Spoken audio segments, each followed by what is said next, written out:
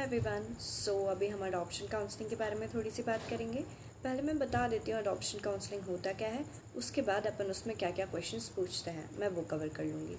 First of all adoption counselling क्यों होती है? जब किसी को एक पेट चाहिए होता है अपने लिए, तो हम उसकी काउंसलिंग करते हैं पहले, उसको पेट देने से पहले, ताकि हम उसको क्वेश्चन एंड आंसरिंग करके ये देख सकें कि क्या वो अभी रेडी है पेट को अडॉप्ट करने के लिए।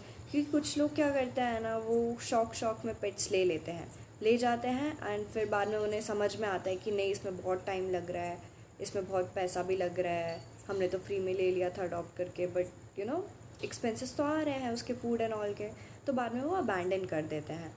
That's why we have to tell them everything पहले से ही। इसके लिए हम एक काउंसलिंग सेशन रखते हैं 15 से 20 मिनट का। सबसे पहले हम अडॉप्टर को वो जो पेट अडॉप्ट कर रहा है उसके बारे में इंफॉर्मेशन देंगे, जैसे कि उसका एज, उसका ब्रीड, उसका वैक्सीनेशन स्टेटस, उसका डीवर्मिंग स्टेटस कि वो डिवर्म्ड है कि नहीं, और अगर वो कोई रेस्क्यूड पेट है या फिर रेस्क्यूड एनिमल है और उसको कोई मेडिकल कंडीशन है और उसको कोई मेडिकल अटेंशन की ज़रूरत है, तो हम वो सबसे पहले स्पेसिफाई कर देंगे, और अगर वो फिट है तो कोई बात ही नहीं है। सेकेंड में हम लोग अडॉप्टर की इन्फॉर्मेशन लेंगे, लाइक उसका नेम, उसका एज, उसका प्रोफेशन। अब एज और प्रोफेशन में you have to make sure कि अगर वो अनएम्प्लॉयड है या फिर स्टूडेंट है तो हम उससे बात नहीं करेंगे, हमें उसकी पेरेंट की परमिशन चाहिए सबसे पहले। यहाँ पे ये प्रोसीजर पे पहले हमें उनके पेरेंट्स का परमिशन चाहिए, उसके बाद ही हम आगे प्रोसीड करेंगे। और ट्राई करें कि ये जो पूरी काउंसलिंग प्रोसेस हो रही है वो आप डायरेक्ट पेरेंट की ही लें, ताकि उनको सारी टर्म्स एंड कंडीशंस पता चल जाए, उनकी पूरी काउंसलिंग हो जाए तो ज़्यादा बेटर रहेगा।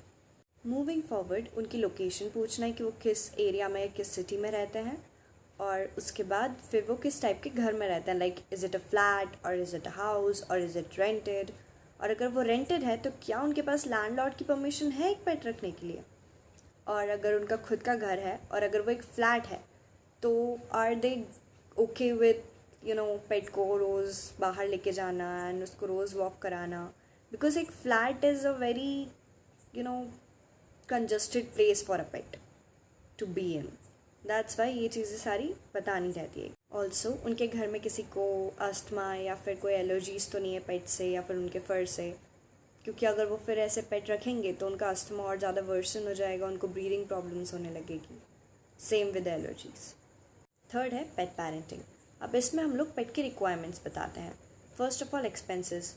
अब उन्हें क्या लगता है कि अडॉप्शन फ्री होता है, right, but the thing is कि उसमें एक पेट को जब आप रखते हो तो आपको बहुत सारे एक्सपेंसेस आते हैं, लाइक वैक्सीनेशन का आपको देखना पड़ता है एक्सपेंसेस, उसके बाद उसका स्टरलाइजेशन मैं आगे थोड़ा सा और कवर कर दूँगी, उसके एक्सपेंसेस लगते हैं, और उसके फूड का एक्सपेंसेस लगता है, उसके टॉयज़ का एक्सपेंसेस लगता है, उसके लीश का लगता है, उसके अलग अलग प्रोडक्ट्स का लगता है, लाइक आप सेम शैम्पू वगैरह यूज़ नहीं कर सकते उसको नहलाने के लिए, आपको उसके अलग से लाने पड़ते हैं।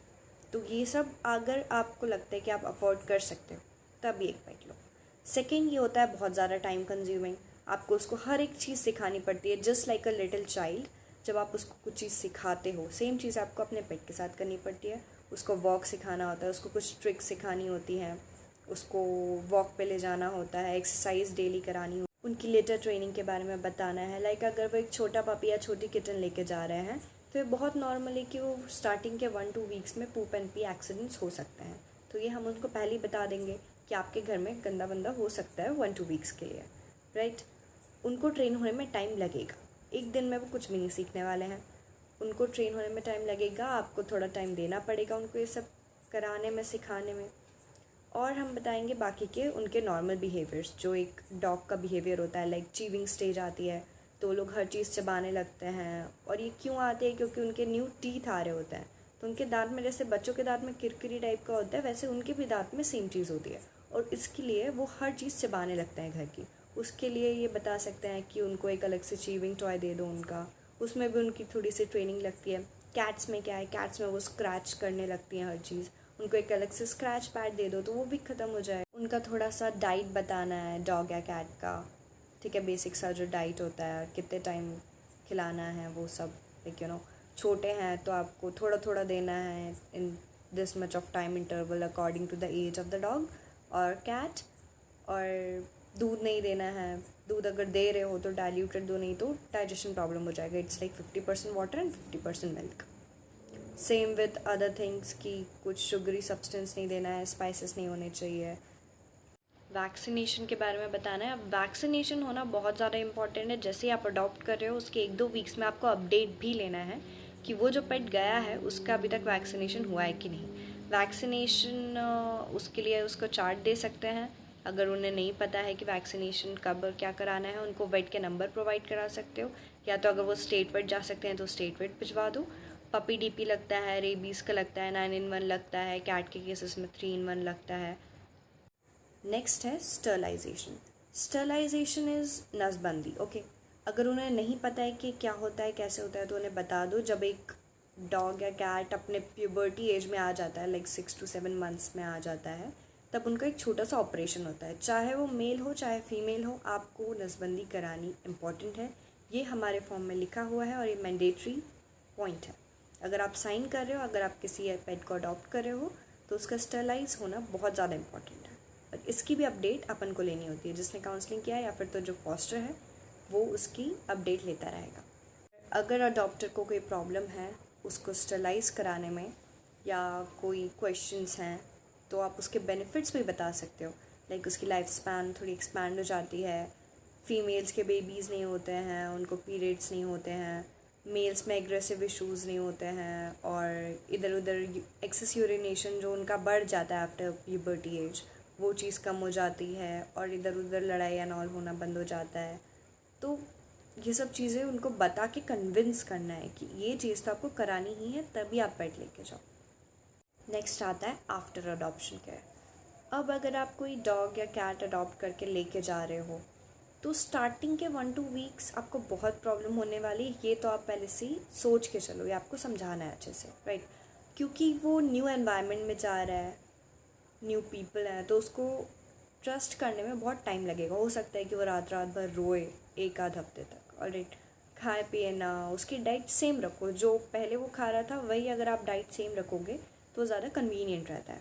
ठीक है, आपको अपना घर पेट प्रूफ करना है, क्योंकि हो सकता है वो स्टार्टिंग के डेज़ में इधर उधर गलती से हो जाए, वो खो भी सकता है. इसलिए आपको उसको घर में ही रखना है.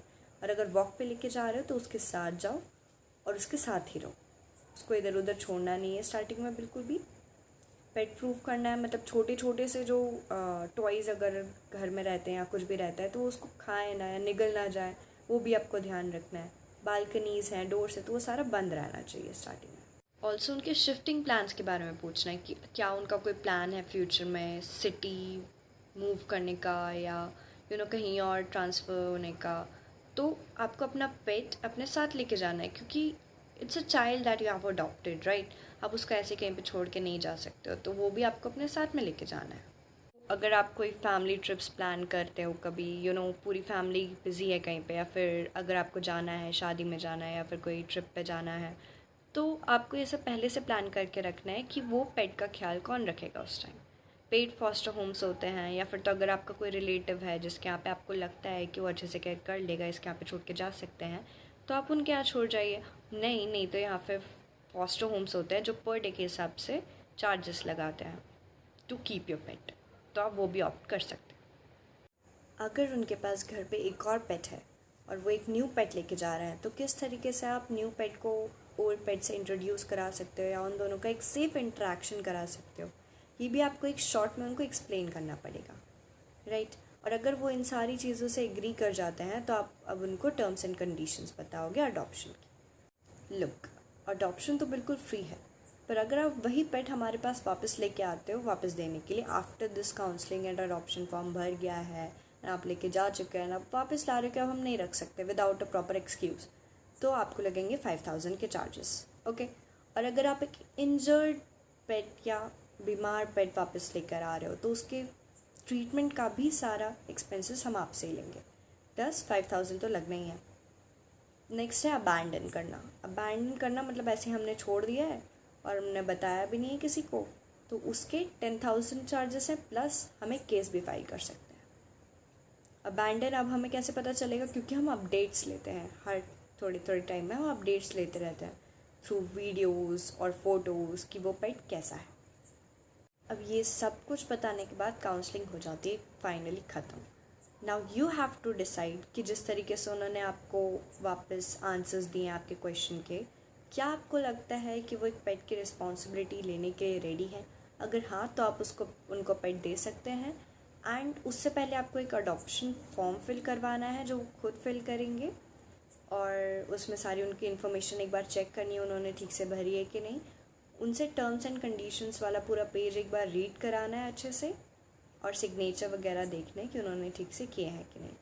साथ में उनका एक डॉक्यूमेंट लगेगा फॉर आईडी प्रूफ लगेगा फॉर एड्रेस, राइट। या आधार कार्ड की फ़ोटोकॉपी हो सकती है और ड्राइविंग लाइसेंस हो सकता है, कुछ भी एक चीज़ की फ़ोटोकॉपी या फिर पिक्चर।